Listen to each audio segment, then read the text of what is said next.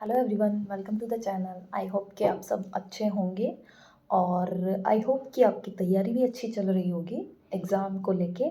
क्योंकि एक तो इसलिए बोल रही हूँ क्योंकि नया साल आ गया है और नए साल में काफ़ी सारी एक बार के लिए तो सब कोई खुद को ही बोलता है हाँ ये करेंगे। अब वो पर्सन टू पर्सन डिपेंड करता है कि कितना होता है।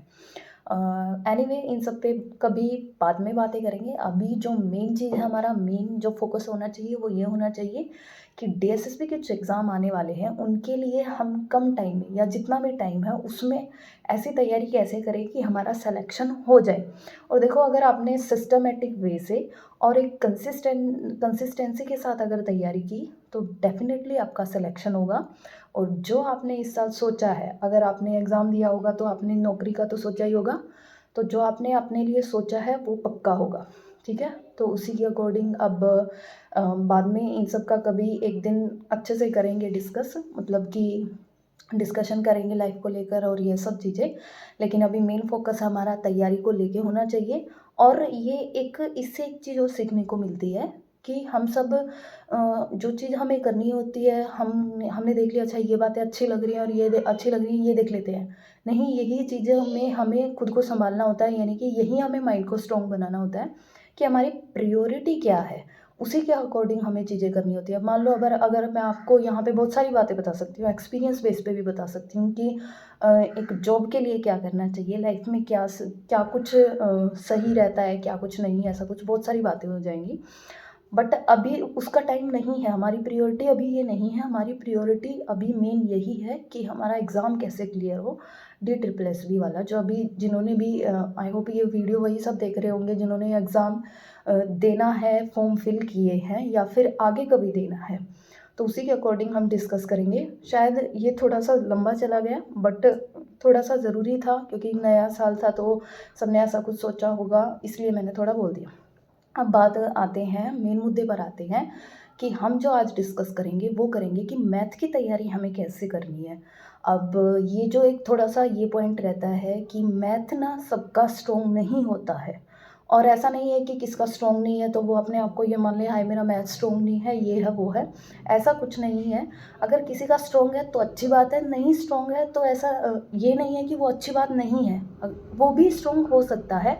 बस एक ही चीज़ है कि मैथ का कनेक्शन प्रैक्टिस से ज़्यादा रहता है। आप जितनी प्रैक्टिस करोगे तो एक नॉर्मल माइंड जिसका मतलब कि बिना प्रैक्टिस के जल्दी से इजीली क्वेश्चन कर सकता है। मैथ दो ही तरीके से स्ट्रॉन्ग होता है, या तो आपका खुद के इंटरेस्ट से स्ट्रॉन्ग होगा या फिर प्रैक्टिस से स्ट्रॉन्ग होगा।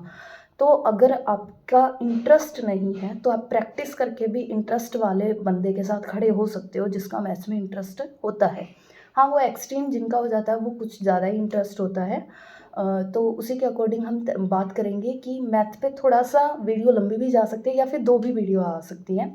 लेकिन हम मेन कोशिश यही करेंगे कि आपका टाइम कम लगे। ऐसा ना हो कि आप वीडियोज़ में ही आपका टाइम निकल जाए। तो उसके अकॉर्डिंग मैं आपको बताना चाहूँगी कि मैथ्स की तैयारी करें कैसे। अब देखो, नॉन टीचिंग पोस्ट और टीचिंग पोस्ट है। नॉन टीचिंग ये सब तो हम हर वीडियो में डिस्कस करते ही हैं, हमें पता है। देखो, अगर आपने फॉर्म फिल किया है तो ये आपको पहले ही क्लियर हो जाना चाहिए कि कौन से सब्जेक्ट कितने कितने मार्क्स के आ रहे हैं।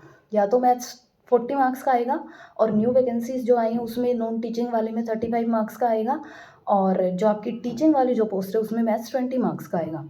तो 20 मार्क्स वाले में तो अगर टीचिंग वाली पोस्ट है तो वहाँ पे तो एक केस ये होता है कि अगर आपकी सब्जेक्ट पे पकड़ है और आपका मैथ्स में इंटरेस्ट नहीं है, आपका मैथ्स मेन सब्जेक्ट नहीं है और मैथ में इंटरेस्ट नहीं है, तो वहाँ एक चांस है आप स्किप कर सकते हो।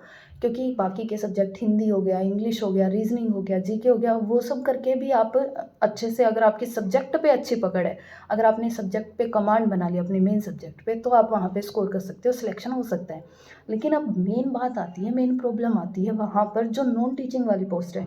क्योंकि नॉन टीचिंग वाली पोस्ट में तो आपका मैथ भी उतने ही मार्क्स का है, बाकी के सब्जेक्ट भी उतने ही मार्क्स के हैं और यहाँ कोई मेन सब्जेक्ट भी नहीं है।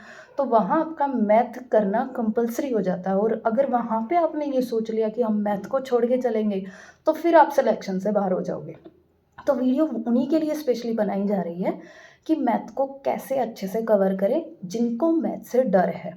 अब मैथ के लिए मैं कोशिश करूँगी कि 2 वीडियोज़ आपके लिए आएँ, क्योंकि ये ऐसा नहीं है कि एक वीडियो में ही अच्छे से आपको सब बता दिया जाए, और ये भी नहीं कहेंगे कि एक वीडियो में सिर्फ़ हमें वीडियोज़ ही कंप्लीट करनी है बस, उससे नहीं। नहीं, मेन मोटिव यही है कि आपके पास सही स्ट्रैटेजी पहुँचे और आप उसको अच्छे से लागू कर पाओ और अपनी तैयारी अच्छे कर पाओ।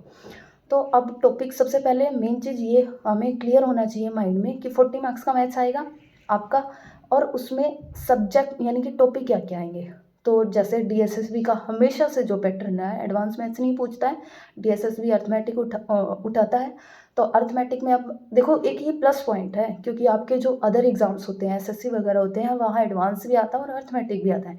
यहाँ सिर्फ़ अर्थमेटिक है, और अर्थमेटिक और एडवांस में थोड़ी-सी ये रहता है कि एडवांस के लिए ज़्यादा हमें समझ या अंडरस्टैंडिंग बनानी पड़ती है, वहाँ थोड़े से इंटरेस्ट वहाँ रोल प्ले करता है एडवांस मैथ में।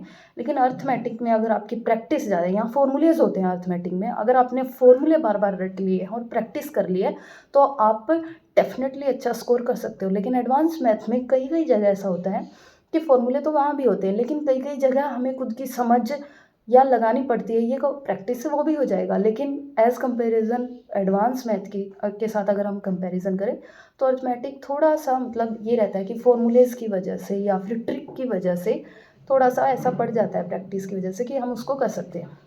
तो एक बात तो ये रही कि सिलेबस इतना बड़ा नहीं है, और एडवांस अब अरिथमेटिक की बात करते हैं, इसमें क्या-क्या आएगा, जैसे आपका परसेंटेज हो गया, आपका प्रॉफिट एंड लॉस हो गया, आपका टाइम एंड स्पीड हो गया, टाइम एंड वर्क हो गया, आपका रेशियो हो गया, मिक्सचर हो गया 2D 3D वाला, और एचसीएफ एलसीएम हो गया। मेन चीज़ जो हर बार यहाँ से सिंप्लीफिकेशन के क्वेश्चन ज़रूर पूछे जाते हैं। देखो आप प्रीवियस ईयर क्वेश्चन उठाओगे तो आपको क्रिस्टल क्लियर बहुत अच्छे से मतलब एकदम से हो जाएगा कि ये सब पैटर्न, ये सब तो क्वेश्चन हर बार आ ही रहे हैं। कुछ क्वेश्चन यानी कि अगर आप 40 मार्क्स के हैं तो अब वहाँ पे आपको कम से कम 20 से 25 क्वेश्चन, 20 क्वेश्चन मान के चलो ऐसे मिलेंगे कि बार-बार मतलब वही क्वेश्चंस तो उस टॉपिक पे तो आ ही रहे हैं। कई बार कुछ टॉपिक्स के जैसे नंबर थ्योरीज़ के हो गए, जैसे रेशियोज़ में फ्रैक्शंस वाले नंबर में आता है, स्मॉलर नंबर बताइए, ग्रेटर नंबर बताइए, इस क्वेश्चन में 1-2 वो तो हम पहले भी मान के चलते हैं, पहले ही तैयारी करते हैं टाइम माइंडसेट बना लेना है कि 1-2 क्वेश्चन तो ऐसे हो सकते हैं कि हमें मान लो हमने पूरी तैयारी की, 1-2 क्वेश्चन ऐसे हो सकते हैं जो हमें ना हो। तो हमें एग्ज़ाम टाइम पे उन पे ये नहीं डालना है कि ये तो हमसे क्यों नहीं हो रहे हैं। नहीं हो रहे हैं, कोई दिक्कत नहीं है, हमने जो किया है, जो हमसे हो रहे हैं उनको तो अच्छे से करें। तो अब मेन बात करते हैं मैथ्स के लिए कि हम हर एक टॉपिक को अलग-अलग से डिस्कस करेंगे। हम जो नेक्स्ट वीडियो बनाएँगे उसमें कि इस वाले टॉपिक को कैसे अच्छे से कवर करें, एचसीएफ एलसीएम को क्या करें, क्या ट्रिक लगाएँ, मिक्सचर के लिए क्या ट्रिक कराएँ। यानी कि थोड़ा-सा मैथ्स को आपके लिए ईज़ी बनाने की कोशिश करेंगे, एक स्ट्रैटेजी अच्छे से बताने की कोशिश करेंगे कि इस टॉपिक को इस तरीके से करो और ऐसे इसकी रिवीजन करो। अदरवाइज़ जो पीछे वाली वीडियोज़ के साथ कंपैरिज़न किया जाए, तो पैटर्न हमारा सेम रहेगा। हमें प्रीवियस ईयर क्वेश्चन ये बात ध्यान रखना, अगर आपको डीएसएसबी के एग्ज़ाम निकालने हैं, हर हाल में आपके पास वो आप पे डिपेंड करता है, या तो हार्ड कॉपी या सॉफ्ट कॉपी और प्रीवियस ईयर क्वेश्चंस होने चाहिए, नॉन टीचिंग पोस्ट के तो स्पेशली अगर आप नॉन टीचिंग के लिए जा रहे हो, क्योंकि उन्हीं से आपको आइडिया लग पाएगा क्या वो पूछ रहा है, क्या एग्ज़ाम में आ रहा है और हमें किसके अकॉर्डिंग, अगर वही आपके पास नहीं है और आप सीधे टॉपिक उठा के रिवीजन कर रहे हो, तो फिर वो आपको थोड़ा-सा पीछे ले जाएगा सिलेक्शन में। तो हम मेन जो हमने हर बार जो बताते हैं वो वही रहेगा कि प्रीवियस ईयर क्वेश्चंस अभी भी अगर आपने अभी तक अपने पास नहीं मिले हैं, कहीं से भी नहीं मिले हैं, तो आप सर्च करिए, आप कैसे भी करके अपने पास सबसे पहला काम यही है, नए साल का यही है कि प्रीवियस ईयर क्वेश्चंस आप बहुत सारे इकट्ठे कर लिए, प्रीवियस ईयर पेपर्स आप इकट्ठे कर लीजिए और वहाँ से हर सब्जेक्ट डे बाय डे यानी कि एक-एक दिन करके 1 बाय 1 सब्जेक्ट उठाते रहिए और क्वेश्चंस लगाते रहिए। नेक्स्ट वीडियो लेके आएँगे, हर एक टॉपिक को अच्छे से डिस्कस करेंगे, हर एक टॉपिक का तरीका आपको बताएँगे और इस उम्मीद से बताएँगे कि आपका हेल्प हो और आपका एग्ज़ाम क्लियर हो जाए। Thank you, have a nice day.